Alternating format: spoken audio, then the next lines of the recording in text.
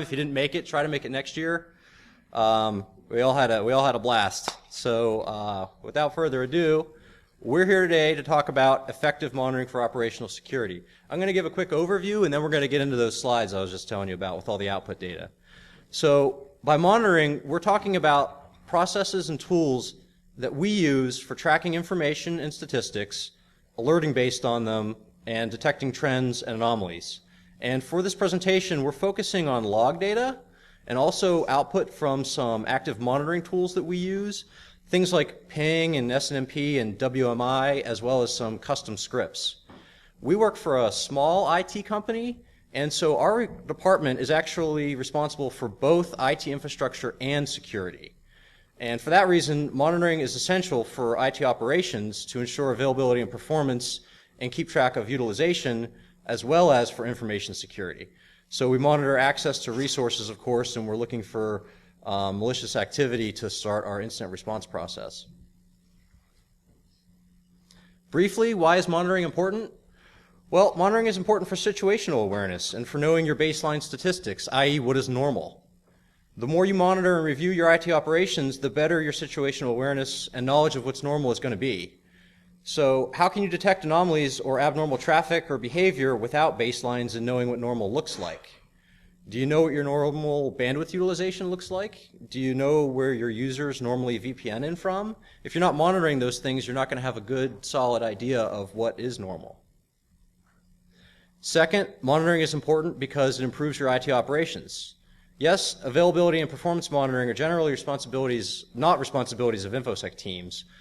But what do your security teams do when they come across application errors or a misconfiguration that will impact performance or availability? You know, those things, in addition to, you want to notify your system admins and your users, or you want to fix those problems before your users see them, utilization spikes and application errors can also be indicators of compromise. Third, monitoring is important, actually critical to incident detection and response. This is a slide from learnsecurity.org quoting a FireEye report that it takes 146 days to detect a breach. There have been lots of reports that say anywhere from 99 to 500 days. Any way you look at it, it's too long. For the average company, it takes way too long to detect a breach. Monitoring is critical for incident detection. You don't want to have to wait for your users to notify you or Brian Krebs or someone else's blog to notify you that you've had a breach, right? So daily manual log review of exceptions and anomalies is a key to security operations and incident detection. All right, so we know monitoring is important. What do you monitor? These are some of the logs and data that we focus on. Things like your server logs, event logs, syslog, right? Your security and network device logs, firewalls, routers, other infrastructure. Maybe even web proxy logs or DNS request logs and logs from your applications.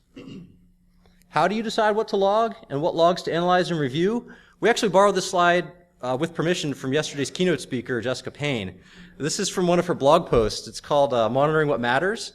And this is what Microsoft's incident response team often finds when they're called in to do incident response. Many organizations either seem to log way too much, right, without the proper context, or not enough. Usually other than the default logging capability. So you need to decide what to log based on your business needs and the resources that you have to analyze them. You also need to set up tools and processes to make sure you're not drinking from a fire hose. And you're not helping yourself by not keeping any logs. So when determining your monitoring strategy, you need to determine what's critical to the business, right? This might be determined for you if you have compliance requirements like PCI, HIPAA, FISMA, FedRAMP, etc. It's also going to vary depending on the type of business you are. If you're a retail company, you're going to have different needs than a government contractor or an information security company. And of course, you should try to monitor appropriate to the risk level that's acceptable to your organization. All right, now we're going to tell you about our events management process. And I have a laser pointer. I hope this helps and isn't a distraction. Over here on the left, so these are all the logs we were talking about, right? Your server logs, routers, network infrastructure, storage devices. We feed everything into Splunk. You can use any log analysis tool. We use Splunk, and so that's what we're going to be talking about here. On Splunk, we have a lot of queries that we've developed over the years, custom queries to analyze all that data. And they generate some real-time, like 1 to 5 minute searches, generate alerts for high severity issues that will go to our support team. They'll resolve the issues and, create a ticket. In addition to those, we have about 50 today daily tickets that produce us reports for things like successes and fails of backups or system accesses and authentication, also customer support tickets. All of these tickets get reviewed on a daily basis. And when it comes time for our audits, we actually are able to print out all of the tickets that our auditors want to see from the various weeks that they pick and tell us, and just give them a stack of PDFs and reports. And it really, really streamlines the audit process for us to be able to do that. And they basically just say, here's what we need. We're going to look it all over and ask you any questions that we have. And we tell them about anything new, of course. But that's the majority of what we have to provide to our auditors are these these daily tickets that we review. In addition, when we see an opportunity for improvement, if there's a ticket that has way too much data or not enough pieces of critical information, we'll go back and modify the search and output criteria to continually improve the process. So, monitoring authentication. What exactly do we monitor? Success and fails of authentication to various systems like Active Directory, VPN logins, things like that. Application authentications from the custom apps that our organization operates. Multi-factor authentication tools. So we're going to show a bunch of tickets like this. This is what I was talking about. If you want to move forward to see it better, feel free. This is an example of our daily RDP logins. So this is Windows Remote Desktop servers, right? Authentications to RDP. And this is the output we see in the daily ticket. On the left, we've redacted information by basically copying white space. So you'd have the username there, account name, of course, whether it was a success or a fail, the source IP address, and the timestamp. So with this ticket, we might be looking for things like multiple failed logins or people logging in at a very unusual time to review the activity and look for things that are abnormal that we might need to, further investigate. This is a particular system daily authentication ticket, and here it's showing us some SSH logins. These are actually automated processes that are logging in, but it's a good example to see for authentications. Obviously, we've got the process, it's SSHD, and you would see the user account, the source IP address as well, like the previous ticket, and of course your timestamp on the left. For monitoring remote access, we're talking about VPN logins. We monitor success and fail. We show them in our tickets. We're able to review all the successes every day in addition to fails because, again, we're a fairly small company. Larger companies, this might not scale as well, but for us, we look at all the successful logins as well on a daily basis. And one of the things that we found is actually really useful is we sort of get a location piece of information in our daily tickets by doing a reverse lookup on the IP address that the user logged in from and putting that in the ticket. So we see the FQDN, or fully qualified domain name, in the ticket. And this is what that looks like. So this is a daily VPN users ticket, and on the left you've got your origin, your VPN endpoint or your originating gateway, the user account, the timestamp, and on the right I redacted the beginning of these because you actually have the reverse IP. But you can see our company is located in the DC area. Most of our users are in Baltimore, DC, and Northern Virginia. You can see in the top one here, baltimoremaryland.fios.verizon.net, right? And down here you see washingtondc.fios.verizon.net. So if we see a login from someone from Texas that we know lives in Virginia, we'll go to their supervisor and say, hey, are they on vacation? Should they be logging in from Texas? So it's a great way we can look for unusual activity by reviewing these every day and having a fairly small user base and knowing where everyone resides. Folks have actually gotten used to this over time, and they'll generally come to us or send us an email like, hey, I'm going to be traveling next week, so don't go asking my boss where I am when you see my login. Monitoring email. We're looking for mass spam and phishing campaigns by monitoring email information. Also, OWA logins. OWA is Outlook Web Access. It's the web interface for Microsoft Exchange, if you're not familiar. And with that, we get the devices that are logging in and locations by IP addresses again. We also monitor attachments for sort of a data loss prevention, kind of a basic DLP. I'll show you the ticket where we can look for people possibly sending information out that they shouldn't be. This is a daily outbound attachments ticket. And so what we have here is timestamp, of course, on the left. You've got the file name, and this is the file that they attached from within our organization. Obviously, you're not going to see this for Gmail and stuff, but for the organization's email, that's the file name of the attachment, who it was from, and who it was to.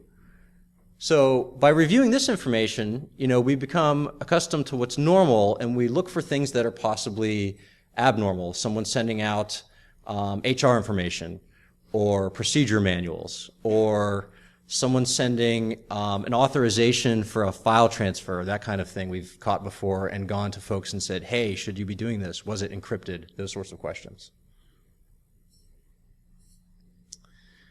This is a daily Outlook Web Access connections ticket, and with this one you see the IP address that their device connected from. This is your phone or laptop logging into the system, the user account, and the device ID. And so with this ticket, you're looking for something like a crazy number of different IP addresses, which might just indicate that they're driving and hitting a lot of cell towers. Also multiple device IDs. Mostly with this ticket, I think we get to know what's normal and we just catch things that are really abnormal. It's kind of a lot of information, but at times it has been useful to us. For web traffic, we send all of our proxy logs and policy violation logs into Splunk, and we have daily tickets where we go back and review top 10s. These are things like the top 10 users of bandwidth, of web proxy users, the top 10 sites that they're going to, the top 10 categories, and of course policy violators. And we also send our DNS logs into Splunk, and we have a ticket. We actually have real times and a daily ticket that are looking for some things we'll get into a little bit later. So this is a proxy violations alert. This is one of the real times. So this isn't a daily. This might be an hourly. I'm not sure, but it's either hourly or a real time. Ryan says every 15 minutes. So here you get the user account, your timestamp, of course. You see the category. This was a sexually explicit website was attempted to go to, and you actually get the URL, right?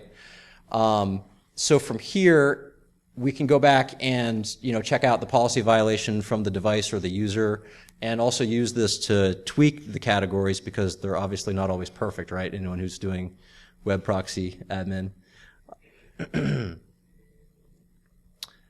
This one is a potential C2 over DNS, and I need Ryan to explain this. So basically what we're looking for is the randomness of the domain that's being requested. So in essence, we're looking at what's the entropy, because this can be an indicator of communication over DNS tunneling. And this is also great for trying to detect those randomly generated domains that are also used for command and control communications.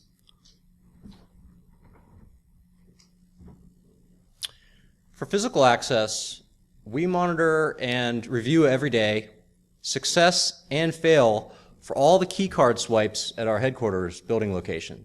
So when you're going into various parts of the building, you have to swipe your key. Those get logged and they go into a daily ticket. In addition to the daily ticket, we have a real-time alert for when someone swipes to go through a door that we don't have them configured, access rights to, and we'll get an alert on that immediately. And with these, by reviewing these every day again, we're learning normal patterns so that we can spot anomalies. This is an example of one of those daily physical security accesses. So on the left, you have your timestamp. Then you have the account name, the result, whether it was access granted or access denied. And on the right, we have the location, right? So you can see things like rear entrance, lower level double doors, those sorts of things. Again, this might not scale, obviously, to a really large organization, but for us, it works really well to keep track, and we can see, like, Larry was working late yesterday, for example. All right, Ryan's going to take over now.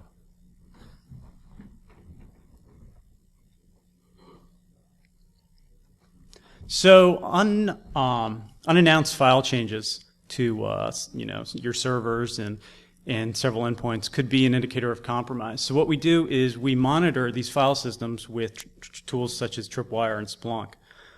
We sort of accomplish the same thing with the Windows event logs for our DFS shares. We're looking for the unauthorized changes of files and the unauthorized access of these files. So we're looking for success and fail for this.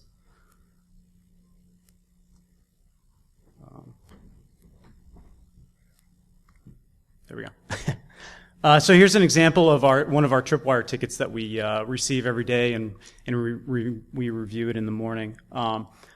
This is an example of our Linux Tripwire ticket. We're looking for changes that we didn't expect to see. So since we're a small group, we usually tell each other if we change something on a system. Then in the morning, we know what to expect. But we're looking, as you can see, there's removed elements, there's added elements, and then you can see that there are modified elements. So we're looking for the modification of certain files and the addition of certain files that could potentially be malicious, such as a PHP shell. And this is the example of our DFS ticket in the morning. So here you can see that we're monitoring the HR document share. And we know who should be accessing and modifying files in these shares. So it's one of those things that we're looking for anomalies, and also looking for users that are either illegally trying to modify a file or just try to access the shares in general. So trying to detect physical access leaving your building is pretty difficult. So we're trying to monitor this, such as print jobs, optical media being written to disk, and USB usage. Globally, we block USB with group policy, but we found a method which I'll show you later on how to detect if someone actually attempted to plug one of these USB devices in. This is an example of us reviewing the daily print jobs of individuals in the organization. So on the left side, you can see that it shows the number of pages and the users, along with the printer that the job was sent to and the document that was printed. So here we're looking for an individual that we know shouldn't be printing a certain document or shouldn't have access to a certain document, but somehow gained that access and is now trying to take the document outside of the building. And here's an alert from sysmon that we have configured to notify us if an individual attempts to plug a USB device into their machine. So we get this, it's a real-time search. It's looking for certain changes on the system in the registry keys, and it notifies us, telling us which computer the device was plugged into, along with the device that was used or plugged into the machine. So, along with a lot of these crypto miners and other resource-intensive malware payloads, as you can say, utilizing performance monitors on systems is becoming even more important. So we use it not only for billing and planning, but for identifying malicious activity on a system. Because we view this data on a daily basis, we know what's normal, so we're just looking for something that's abnormal to us. And this is an example of one of those alerts telling us that the threshold of the disk space was exceeded. Same thing goes for CPU utilization. Just like with a crypto miner, if all of a sudden our system spikes right away and we don't expect it to, well, there's potentially something going on there. So we have all of these security devices in our organizations, and taking advantage of the data that they have has become pretty difficult just because of the sheer number of devices that we have.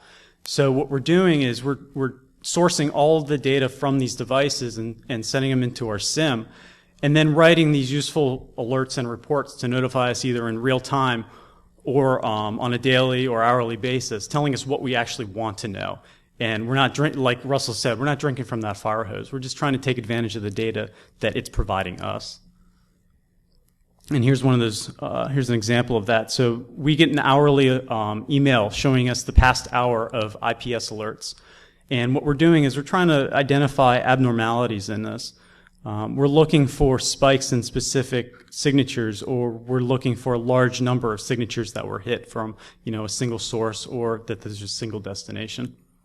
All depends on your organization. And here's another example. This is an alert that hits as soon as something in our Splunk search is identified. In this example, it's an Angular exploit kit was detected, and it's giving us the resource that the signature actually saw and detected on, along with the source machine and the destination. This way, we can easily initiate our incident response procedures and go from there. So for endpoints, we don't do anything really crazy. We use regular commercial a regular commercial endpoint product. Just basic protections, but then on top of that we put sysmon for more visibility, and we use the alerting capability of our endpoint product to notify us in real time of an alert, or if an agent's out of date, and for the alerts themselves on a virus being detected, we receive a text message. This way it can speed up the process of contacting the individual that the alert was set off on. This is an example of that. So not only do we receive a text message, but we also receive an email with all the resource information that we need, and then can go from there. So I talked about sysmon earlier on. We used Swift on Security's configuration, which is awesome, and then modified it for our environment. And when I say modify, we basically removed things or added exceptions for things that were just noise and prevented us from actually identifying the actual malicious activity. So to deploy the sysmon implementation, we use group policy to send out sysmon along with the configuration file, then sent a Splunk forwarder to the endpoint, which is how we actually get it to our SIM. The configuration is updated on a regular basis with a regular scheduled task. That way, if we see that we need to add something during the day, we just shoot it in and the endpoint receives it. And then we wrote alerts and reports that we deem useful for our environment, just to take advantage of the data. And finally, our big goal is to integrate the MITRE ATT&CK matrix with our sysmon implementation in Splunk, hopefully by the end of the year. So here are a few examples of our sysmon alerts that we have. I'm going to go through a few of these real quick. So the first is the illegal image activity alert. We know what to expect from our users to run. We know what they shouldn't be running. So we have a list of images that we're looking for and then sending us an alert on.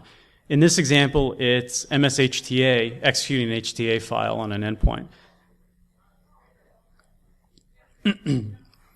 So here's an alert for an illegal or suspicious child process of an Office document. This could be PowerPoint or Word, but basically we took a baseline of what sysmon sees when you open up one of these Office products, and then excluded that from the search. And so we're pretty much looking for any other child process of Office. This way we're not specifically looking for PowerShell or MSHTA or certutil. We're looking for something that we're not used to seeing. And this is for Reg SVR32. This is straight from the MITRE ATT&CK matrix. So it's pretty much the same thing as the others. We're looking for activity that we don't expect. And in this example, you can see that we ran the atomic red team example for scrub.j.dll, and it identified it. And the final example is the connection outbreak search that we have. So we know the average number of machines that a certain endpoint would connect to on a daily basis. So what we're looking for is an abnormal number of network connections. So this could be an outbreak of a virus, it could be someone using WMI, it could be anything. We're just looking for some sort of abnormal behavior of remote connections from one single endpoint. All right, to wrap up, in conclusion, you need an effective monitoring strategy to understand what normal IT operations look like, maximize your detection capabilities, and obviously to be able to perform thorough incident response. Also, your auditors will like you if you execute an effective monitoring strategy because it makes their job easier. So that's it. Thank you, and we hope our presentation will encourage you to enhance your monitoring strategy.